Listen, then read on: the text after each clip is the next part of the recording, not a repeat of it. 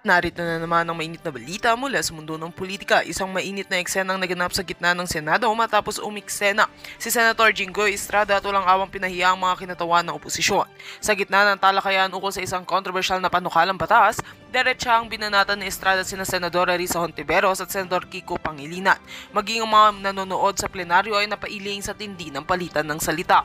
Sa kanyang privilege speech, hindi nagpaligoy-ligoy si Estrada sa pagtuligsa sa manoy pagiging pabigat sa reforma ng oposisyon. Muli niyang ibinunyag ang ilang isyu na matagal nang ilan ng kanyang mga kalaban sa politika.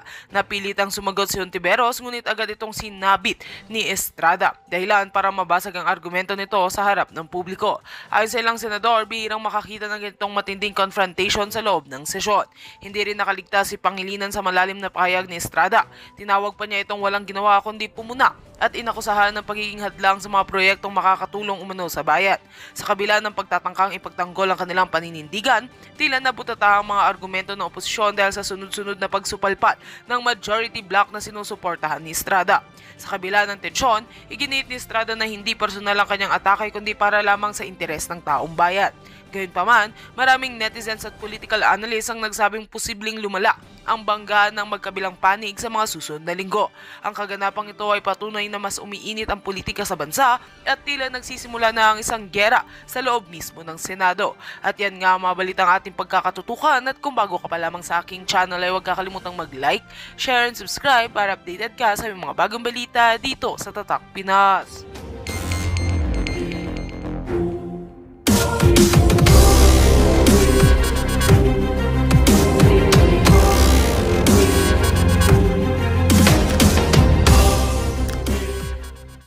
Yan. Wag ho natin pangimasukan. Wag ho natin silang pagbintangan na judicial overreach o kung ano-anong kabalbalan. Ang sigurado dito, ang Senado walang jurisdiction. Ngayon, para sa mga senador na talagang gumugusto na magkaroon ng impeachment trial, mag-trial kayo. Mag-trial kayo. Kaso hindi pwede si VP Sara kasi wala kayong jurisdiction doon. Sino kayo na-trial nyo? Ito na si Senator Jinggoy Estrada. Panoorin nun natin ang kayong mga panat. Karamihan ng mga sentimento ng kapwa senador ko is to abide by the ruling of the Supreme Court. Nako! So kung ganun, no more impeachment trial? No more. Because ang sabi ng Supreme Court, sa desisyon ng Supreme Court, ang sabi ng Supreme Court, the Senate has no jurisdiction already. Nako!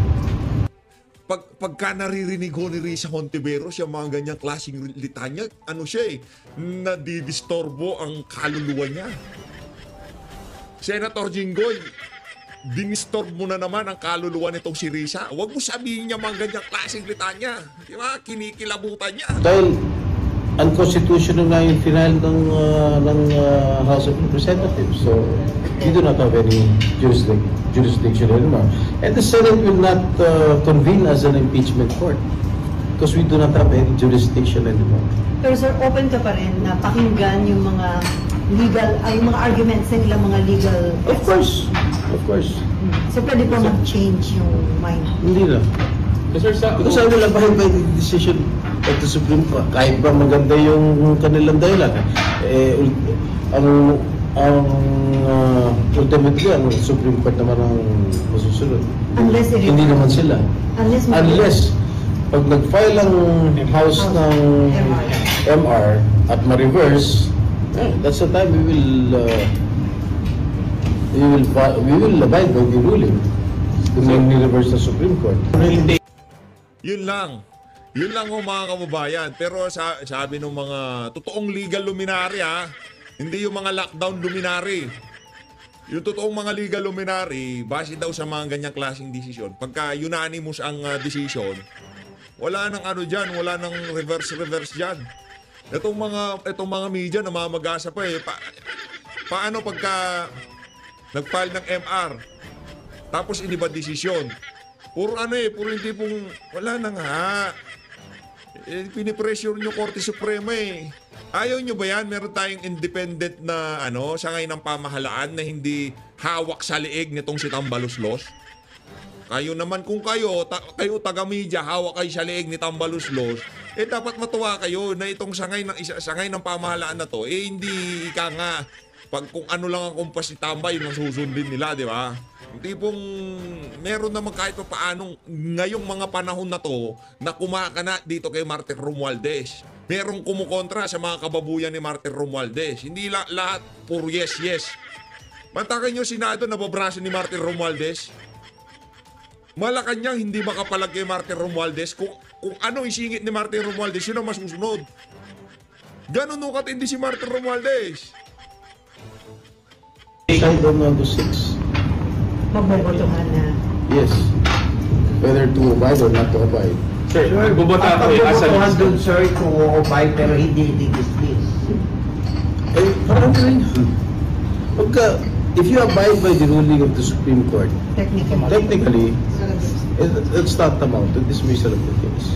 Yun. Yan sinasabi ko. Palakpakan natin ito si Senator Jingo Estrada. Ngayon magpaliwanag.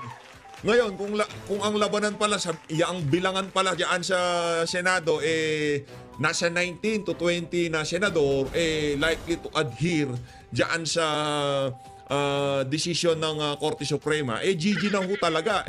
Ika nga, pwede na natin sabihin dito sa mga aso ni Tamba, better luck next time. Tuloy nyo na yung Quadcom, Tricom, lahat ng com nyo. Di ba? Pero sigurado dito, hirap na si Tamba. Bakit? Wala nang 150 million na ipapangako sa mga pipirma sa susunod na impeachment ni VP Sara. Ubos na! Di ba? Yun lang naman yan eh. Bakit nila gustong matuloy? Kasi mahihirapan na si Tamba. Ano pang maipapangako niya? Halimbawa, yung isang gahaman na congressman, yun nga ang mga pinalitan namin. Binigyan yung tag 150 tapos kami pipirma para sa wala. Wag na lang. Ayoko na pumirma dyan. Ganon no ang magiging ano dito. Ganon no ang mangyayari dito. Kunyari, yung isang congressman kakapanalo, yung tinalo niya, nabigyan ng 150 million sa pagpirma ng impeachment o campaign funds, project ng mga kamag-anak niyang contractor sa distrito dyan. Di natin alam. Pero may pinangakong pabor ang etong si Tamba dyan sa pagpirma niya. Ngayon, may magpapile sa February tapos ganun-ganun na lang ang lagay. Yung mga huling pumirma, nagka 150 kayo, hindi. Wala nang pipirma dyan. Di ba? O ngayon, wala na silang ipamimigay. Siyempre, mapapaisip yung mga pipirma. Teka lang, yung mga pinalitan natin dito, tag 150 kada pirma. Tayo pipirma tayo para sa wala. Para sa wala. Mga makakapalang mukha, mga mukhang pera yung karamihan sa mga congressman na yan eh. Di ba? Hindi ako pipirma dyan. Speaker, kung gusto nyo kong pumirma kami, ika nga, kung ano yung ginawa nyo doon sa mga naunang pumirma, dapat ganun din sa amin. Ganun ho yan. Kaya malabo na hong mangyari ang impeachment na yan. Malabo na meron magpapile. Hindi tayo sigurado kung talagang dire-diretso pa yan. Kasi booking na sila eh. Accountability, nandiyan ang ombudsman. Pinapasagot naman kayo ng ombudsman. Sabi nyo, teka lang, ba't binibilisan naman ng ombudsman? Ano po accountability gusto nyo? Pero di decision. Well, I'm not a lawyer, pero yun ang interpretation ko Pero mag-decision kayo as a legislative body, hindi as an impeachment. Yes. No, not as an impeachment court. Dahil we will never convene again as an impeachment court dahil wala na nga kami jurisdiction. Ayun, maliwanag yun para sa mga makukulit na reporter na pagka meron silang tinanong sa isang politiko, maya-maya, iba naman yung inaano nila, yung rini-report nila sa media. Ganyan, trip nila yun eh. Diba? Ganyan nung sila eh. Ito mga kababayan, rekta ho tayo dito kay Manong Ted. Interview niya ho ito kay Joel Chihuahua. Siyempre, mag-ano tong dalawa na to, mag-ihimaran sila. Okay na. Final and executor na yan. Boyd and Abini show from the very beginning. From the very beginning, ika nga. Mali. Ito pag Good Government and Public Accountability, Manila 3rd District Representative Attorney Joel Chua. Congressman, magandang umaga po. Hi Manong Ted, DJ Chacha, magandang umaga po sa inyo at sa lahat po ninyo taga-subaybay. Salamat sa panahon. Congressman, una po sa lahat, kailan po maghahain, kung maghahain man po ng motion for consideration po ang Kamara sa naging Supreme Court decision po sa impeachment po ni VP Sara? Meron po kami 15 days to file the MR. So siguro po mga by late next week, sa ngayon, inaayos pa po lahat ang mga argumento po namin. Gandahan nyo yung argumento nyo. Ilatag nyo ng maigi yung tipong, yung unanimous decision. Sana mabaliktad nyo. Problema sa inyo umasta kayo na parang Diyos dyan sa House of Representatives. Dito ho ba, Congressman, sino po mga abogado ang magpeprepara ng motion at may papel ba dito ang ating Solgen? Ay, definitely po. May papel po yung ating Solgen. Pero siyempre, may mga tumutulong din po sa hanay po namin at saka sa hanay din po ng may mga iba pong mga volunteer na mga abogado po. Okay. Opo. Congressman, inyo ho bang nabalitaan na ang Senado po nagtakda na ng araw para pag-usapan nila ang isyong ito? Kung sila ba'y tutuloy o hindi? Ano ho muna ang inyong reaksyon doon? Well, alam mo sa totoo lang, Manong Ted, siyempre malamang nakahinga rin sila ng maluwag dahil alam naman natin from the very beginning yung kanilang mga saloobin pagdating po dito. In any event, siguro ako Sabihin mo yung saloobin, Brad. Tuloy mo yon. Gusto kong marinig. Pamunuan ng Senado, diretso niyang sinabi, ayaw niya kay VP Sara. Ayusin mo, Brad. Huwag yung tipong magsasabi ka ng sentence tapos hindi mo tatapusin. Hindi mo tutumbugin sa punto. Huwag mong gayahin yung ibang mga vlogger.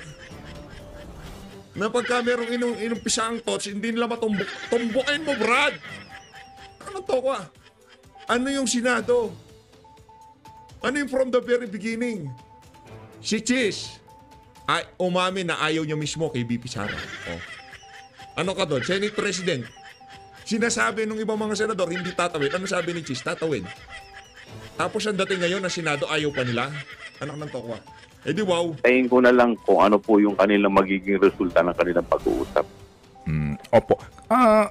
Congressman, kung sakali lang po na pagbotohan nila at sabihin nga na sila po ay susunod na sa Supreme Court decision at sasabihin na po nila na they are going to dissolve the impeachment court, will that matter kung dumating ang inyong MR after that decision sa Supreme Court? Ano sa palagay po ninyo? Alam po niya, Manong Ted, ako, hindi naman po ako magtataka kung ganun po ang maging resulta ng kanilang botohan. Basta't kami po, sa panig po namin, gagawin lang po namin yung talagang magagawa po namin para lahat po ng mga legal remedies exhaust po namin. Okay, sige po. Sige. So, Congressman, ito po naging sona po ng ating presidente. Klaro ho naman, you were present there. Ano po, yung mga kanyang sinasabi na mahiya naman kayo. Opo, doon po sa... Nahiya ka ba, Joel Chua? Yung pinatayo mong barangay hall sa bangketa, ano, kumusta? Yun, wasak, 19 million, nasaan? Nandoon sa basurahan. Di ka ba nahiya doon? Na iyon na binabanggit niya na mga usapin ng accountability. Ano po ang reaksyon po ninyo bilang committee chairman po ng House Committee on Good Government and Public Accountability? Well, titignan po natin yan. Hindi naman po natin po pwedeng baliwalain yan dahil mismo ang Pangulo na ang nagsalita tungkol dito. Sa ngayon po kasi, ang una muna natin gagawin, bubuuhin po muna natin yung mga miyembro ng ating committee. And then, pag nabuo na po ng mga miyembro, ang vice chair, papatawag po natin at pag-uusapan po namin yung mga ganitong klaseng bagay. Opo. Congressman, kasi nga po, ngayon sinasabi ng iba na eto, ang Kamara, kapag pinag-uusapan ng accountability, napakasipag nila sa accountability ni VP Sara. Dito pinag-uusapan accountability ng mga sinasabing umano, ang ginamit na word ng presidente, kickback, SOP, etc. Katiwalian sa government infrastructure projects, particularly po sa flood control. Doon po sa accountability issue na ito, palagay po ninyo, sino ho ang may karapatan na mag-imbestiga nito sa Kongreso? Sa akin pong pananaw, kung unang-una, gusto ko munang malaman yung mga may ano na talaga, may mga masasabi nating konkretong ebidensya na agad. Naku, yari tayo dyan. Yung nung pagbaha ng halos buong NCR, hindi pa konkretong ebidensya yun. Diba? Diba? Kay Pipi Sara, wala pang mga nabuksan na bank account pero guilty na. Palakpakan nun natin yung mga ipokritong politiko. Nang sa ganun ay hindi tayo yung parang nagwi-witch hunt. Yan, titignan na po natin agad yan. Galing sa'yo, witch hunt, Brad. Galing sa'yo. Seryoso. Galing sa'yo, parang hindi tayo nagwi-witch hunt. Ano bang ginawa nyo? Diyan sa committee mo, nung nagdaang kongreso, nung pinag-usapan niyang kay VP Sara, hindi ba witch hunting yun? Pero sa akin pong paniniwala, ang aming pong committee ay may karapatan naman para ito isiya sa atin. Opo. So, kung ang inyo pong komite, no, yung Committee on Good Government and Public Accountability po ang mag-iimbestiga dito, kaninyo bubuin lamang ang buong membership po ng komite sa usapin po ng pagsiguro na magiging accountable dito ang mga posible, no, na masangkot ay miyembro mismo ng Kongreso. Nako. Paano po ang magiging action po ninyo dyan? Kasi it's, kumbaga, one of your own, or some of your own ang magiging subject ng investigation. Kung may matatamaan po ng mga kamiyembro natin, wala po tayong magagawa. Ano pong gagawin natin dyan? Unang-una naman po, lahat naman po ng ating committee meeting, talaga namang, lahat naman po ng ating committee meeting, live. At ito yung pinakikita po natin sa taong bayan. So, siyempre, kung sino po ang tatamaan, wala po tayong magagawa. Inyo ho bang nabasa yung transcript, Congressman, mismo ng speech ni Presidente nitong SONA tungkol po sa aspetong ito? Well, ako po yung nando doon. Narinig ko naman po. Yung transcript po, hindi ko pa po masyadong, hindi ko po nabasa. Pero maliwanag naman po yung sinabi ng ating Pangulo. Opo, may sinasabi siya kasi, no, meron pong inaatasan niya mismo, DPWH, at saka yung isang committee doon. Opo, sabi nga po ni Secretary Bonoan, ito po yung sa regional nila, no, na mga, yung lupon, supposed to be po na nag-aaral sa mga proyekto po sa bawat regions, ang mangunguna sa investigasyon. Doon po sa aspetong yun, meron ba kayong masasabi na mismo DPWH ang mag-iimbestiga? Well, siguro, aantayin po natin kung ano rin na magiging resulta nila. Pero meron po kasi akong isang nakikita rin doon sa isang speech ng ating presidente. Yung pong bumagsak na tulay. Opo, okay. Dito parang, bukod dito sa flood control, ito pang isang defective na tulay. Ito, maliwanag na eh. Diba? Opo. Parang hindi mo na siguro kailangan mag-imbestiga. Kumbaga, itong investigasyon na to, alataan na merong dapat managot dito. So ano bang ano natin dito? Ano ba ang dapat natin gawin dito? Diba? Opo. Baka mami, parang gaw-gaw lang yata na ginamit dito. Yung nga po, no, nasabi nga ni Pangulong Marcos, 10 years in the making. Bakit bumagsak ng ganon? Ano ba yung gaw-gaw ba yung ginamit para bumagsak? Opo, sige. So, yan po, klaro-klaro, isa sa mga agenda po ninyo, Congressman. No? Ako tingin ko, dahil ito maliwanag eh. May talagang bumagsak eh. Diba? At meron po mga naperwisyo. Brad, teka lang ha, ayusin natin. Ayusin muna natin. Huwag muna yan. Yung bumagsak, kung bumagsak, naperwisyo din yung mga dumadaan. Okay, given na yun. Malaking problema yun. Yung pondo saan napunta. Okay, focus muna tayo sa flood control eh. Iniiba mo usapan eh. Yan ang problema sa inyo eh. Kaya wala kayong natatanggap na respeto sa ating mga kababayan kung ano-ano sinasabi. Ba't natin pag-uusapan yung bumagsak? Okay, isa na yun sa mga bumagsak. Isa na sa mga pag-uusapan natin yung bumagsak. Pero ang ating target dito, yung mga flood control projects na kung saan meron daw kickback yung mga congressman di umano ng mahigit kumulang 40% sa pondo ng kada proyekto. Mantakin nyo yung mga kababayan. Kaya mo na yung bumagsak na yan.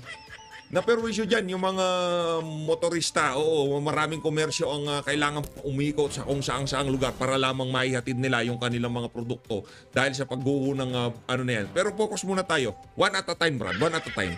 Kasi panahon ng tag-ulan ngayon, ang focus natin, flood control. Turuan natin ng leksyon yung mga kasama nyong magnanakaw dyan. Saka yung mga walang hiyang nagtatayo ng infrastruktura sa gilid ng bangketa. Di ba? Pati yan, dapat leksyonin niya mga yan eh. Talaga, may mga biktima.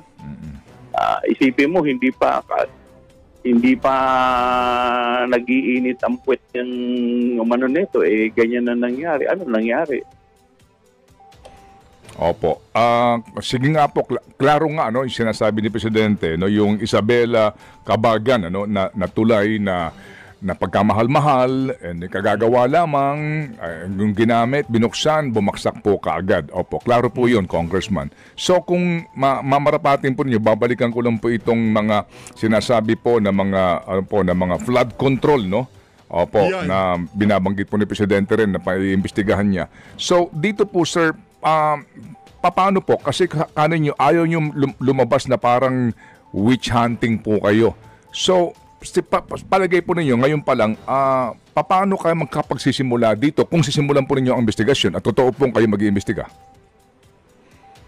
Una-una, sisilipin po muna natin, aalamin po natin kung ano yung magiging resulta ng kanilang investigasyon. So from there, titignan natin kung ano yung magiging rekomendasyon nila. So pag makita po natin na talaga namang may matinding problema, yun na siguro ang magiging hudyat. Opo. Sino magre-recommenda po, Congressman? Yung atasan po, yung DPWH po. Dahil siyempre sila yung may mga technical know-how dito. So susulatan din po natin. Makikipag-ugnayan tayo at kung po pwede siguro, mamomonitor din natin yung progress ng kanilang investigasyon. Okay. Opo. Congressman, ang pinag-uusapan po dito, sabi nga ni Presidente, flood control na palpak, gumuho, at yung iba ay guni-guni. No? Guni-guni. Meron po kasing ongoing daw ngayon na 5,700 flood control projects ang DPWH, no?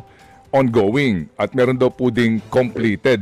Ang sinasabi po ni Presidente sa loob ng kanyang term, no, at 3 taon. So, kapag ganito karami ang nag-uusapan mga projects, kayo as in aasa lang po kayo sa DPWH o paano po ang inyong gagawin? Will you conduct halimbawa po some ocular inspection sa mga proyektong ito? Paano kaya, Congressman? Well, siguro mas maganda rin. Mag-conduct din kami ng sarili naming investigasyon. But siyempre, unang-una, bubuhin po muna natin yung ating committee. Tapos, pagkatapos po niyan, ihingyan po natin ng rekomendasyon yung bawat isa kung ano yung mga dapat naming prioritize. At pag nangyari na po yan, gagalaw na po tayo. So kung ito po ay kagaya po nito, siyempre kailangan bigyan din natin agad ng attention to dahil mismo ang presidente na ang nagsalita tungkol dito. So pag-uusapan po namin kung ano po yung akbang na unang gagawin po agad namin.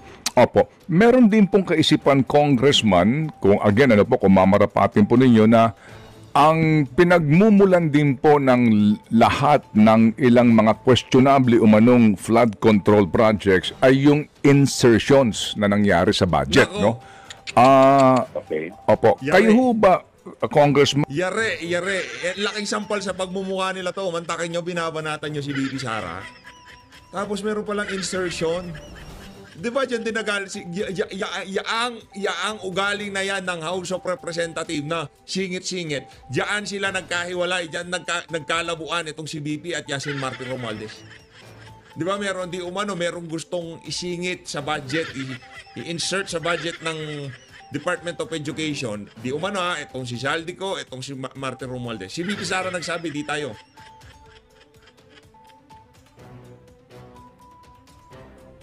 Yon, maliwanag yon. Ngayon, ito na yung mga ebidensya naglalabasan na ang problema talaga natin, ang kagahaman ng mga congressman dyan sa House. man ay bukas sa kaisipan na dapat munang unahin yung mga nangyaring insertion, sino ang nagpasimuno ng insertion, at yung mga nagpasimuno, unahin yung kanilang mga pinanggagalingan lugar o distrito. Yan. Pwede rin naman. Pero kasi po Pwede yan, rin sa na. Committee on Appropriation yan eh. So siguro pagdating po ng budget hearing sa Committee on Appropriation, maganda po na maitanong rin po yan. Hindi. Hindi. Naka-allocate na yung fund eh. Na-insert na dito sa 2025 eh. Hindi pa po pwedeng imbestigahan? Eh yung trabaho nga ng COA, kinukuha nyo eh. Pag-audit sa budget ni BP, doon sa Confidential and Intelligence Fund, trabaho ng COA, kinukuha nyo. Ba't itinuturo mo ngayon sa APRO yan? Yan ang problema eh. Oh, tuloy.